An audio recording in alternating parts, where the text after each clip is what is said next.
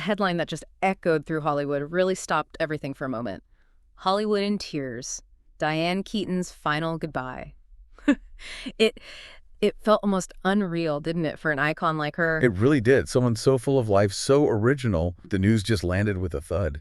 Welcome to Starscope Report. Join Jordan and Jamie as they uncover Hollywood drama, music industry shakeups, and viral influencer scandals. From red carpet surprises to social media controversies, we dive deep into the stories behind the fame. Okay, so today, let's unpack this Diane Keaton story. We've got the initial reports, the family's confirmation later on, and importantly, the medical context. We want to take you beyond just the shock. Right. We're going to look at the confirmed facts around her passing, really appreciate her unique legacy, and then get into the details of the illness itself. And what's really striking, I think, is the contrast. You have this incredibly public, vibrant, sometimes eccentric persona, and then this very private, very sudden decline. Understanding why the pneumonia, the speed of it, helps us see not just the loss of an icon, but maybe a wider point about, well, vulnerability. Absolutely. So the basic facts first. The news broke Saturday, October 11th, 2025. Diane Keaton, age 79, passed away in California. Right. And initially, the family confirmed her death, but gave no details. They asked for privacy. And they got it for about 5 days, which feels like a long time in today's news cycle. It does. Then on Wednesday, October 16th, the statement came via People magazine. And that's when we got the confirmation.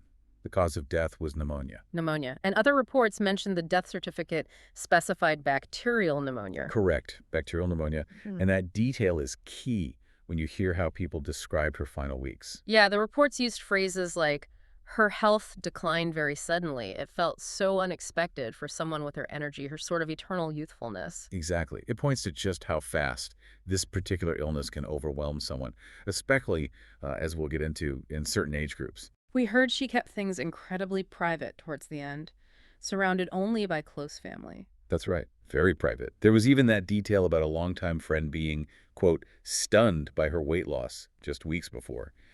It suggests how quickly things progressed, maybe even before she seemed seriously ill to outsiders. And the family's tribute request, instead of flowers, donations to a food bank or an animal shelter. Yeah, that felt very Keaton, didn't it? Supporting the unhoused, her love for animals, it showed her private values really mirrored her public image. Her passing was sudden, absolutely. But that legacy, wow, it stretches back decades. Oh, absolutely. Over 50 years. Yeah. And always defined by that originality. She started out, as Diane Hall, dropped out of drama school, went straight to New York, a bit of a rebel from the start. Her big break came on Broadway, right? Woody Allen's Play It Again, Sam? Yep, 1968. And she took that role to the movie version, too. But then came The Godfather in 72, playing Kay Corleone opposite Pacino. That instantly gave her serious dramatic weight. And that led pretty directly to Annie Hall, 1977, her Oscar win. Her only Oscar win, surprisingly. But what a win. That film and her performance, it wasn't just a movie, was it? It was a cultural moment. Totally. Annie Hall didn't just win awards. It changed things. Her style, the menswear, the layering, the hats, it suddenly made that look cool, sophisticated, and accessible for women. It was a huge shift away from the typical 70s glamour. It was about personality. And she kept making interesting choices. Marvin's Room nominated again, holding her own with Meryl Streep and a young Leo DiCaprio. Right. And then later, finding huge success with things like The First Wives Club, another cultural touchstone, and the book club movies. Even that rare TV role in The Young Cope. She always brought that unique Diane Keaton spark. But the focus in these tributes, it seems less on the resume and more on just her unconventional life path. Yeah, very much so. Never marrying, calling herself an oddball, saying she was glad she didn't go the traditional route. And becoming a mother in her 50s, adopting Dexter in 96, then Duke in 2001. Which was a big deal at the time. It really challenged assumptions about career and family timelines for women. She showed you could define that for yourself. The tributes for people who knew her really capture that spirit. Jane Fonda called her a spark of life and light, constantly giggling at her own foibles, being limitlessly creative. It wasn't just about acting. No, Fonda mentioned her creativity in everything. Her wardrobe, her books, her homes, her worldview.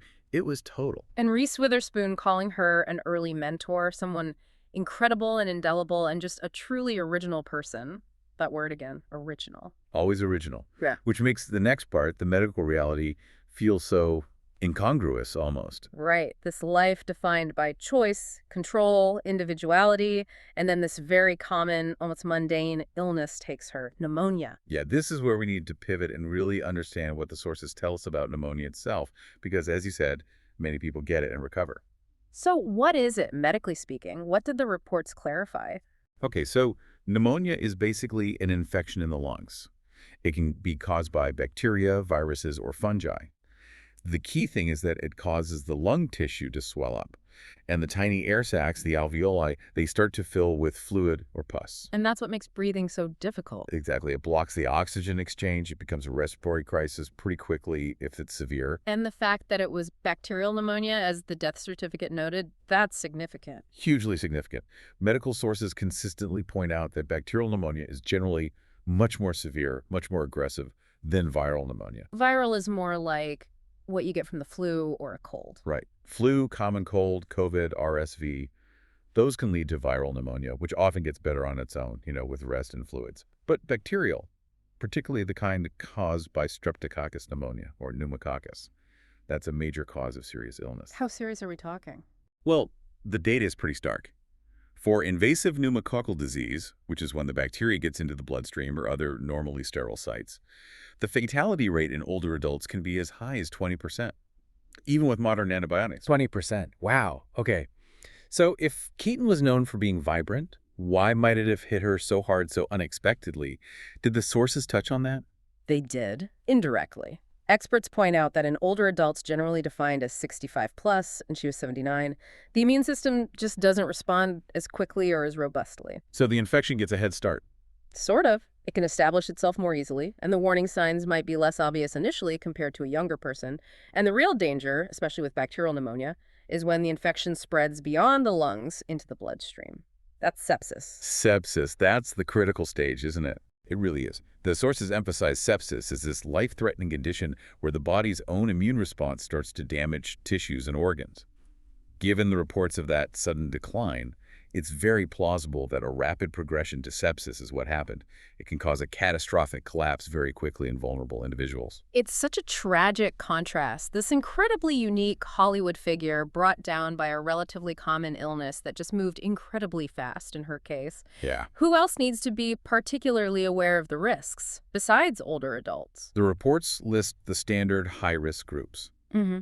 The very young, so infants and toddlers, the elderly, like Keaton, anyone immunocompromised, maybe due to illness or medication, people with existing lung conditions like COPD, and smokers. So, quite a few groups. It underscores why awareness is important. Absolutely. Pneumonia is still a leading cause of hospitalization and death worldwide. It's not something to take lightly. But there was also a key takeaway about prevention in the medical analysis, wasn't there? Something actionable for listeners. Yes, definitely. The medical commentary really stressed prevention through vaccination. The CDC recommends the pneumococcal vaccine.